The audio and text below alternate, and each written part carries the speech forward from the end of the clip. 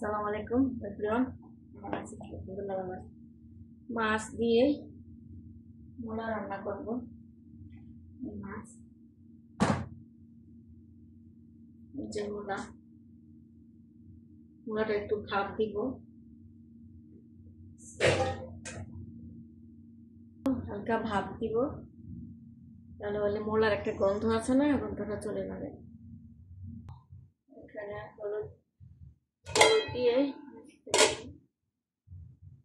বিসমিল্লাহির রহমানির রহিম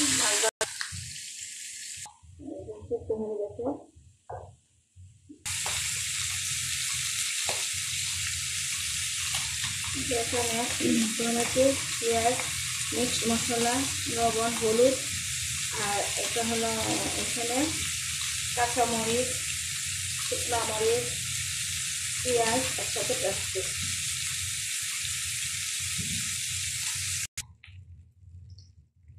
বিসমিল্লাহির রহমানির রহিম। আমার তেল কম খায়, এই যে অভ্যাস হয়েছে, চারবার তেল খায় না। বিসমিল্লাহির রহমানির রহিম।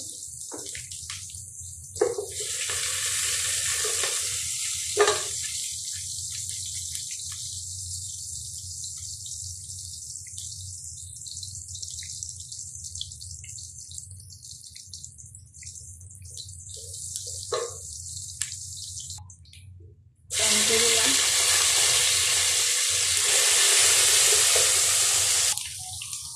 মশলাটা দিলাম, কাঁচামরিচ দিয়েছি তো যেন টমেটো কালারটা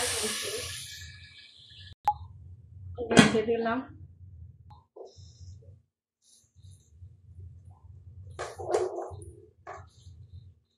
মশলাটা কষিয়ে নিলাম, মূলার সাথে কয়েকটা শিল দিয়েছি। বিসমিল্লাহির রহমানির রহিম।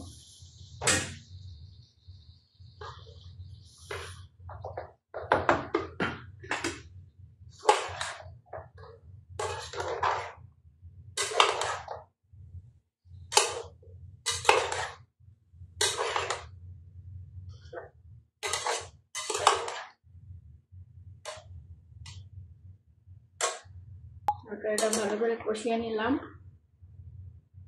তরকারি যত কষাবেন তত ভালো লাগে। যে পানি দিচ্ছি, বিসমিল্লাহির রহমানির রহিম।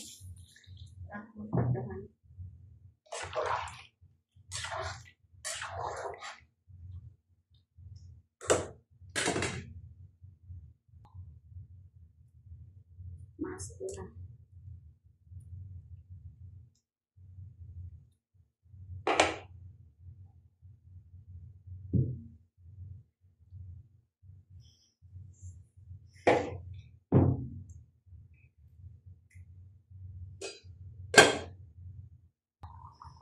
তরকারি হয়ে গেছে।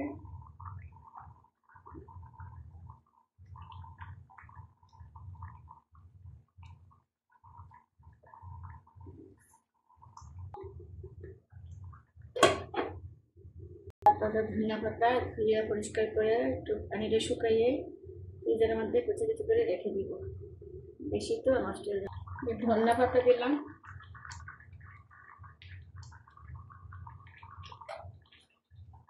কেমন হয়েছে আমার তরকারি দেখতে?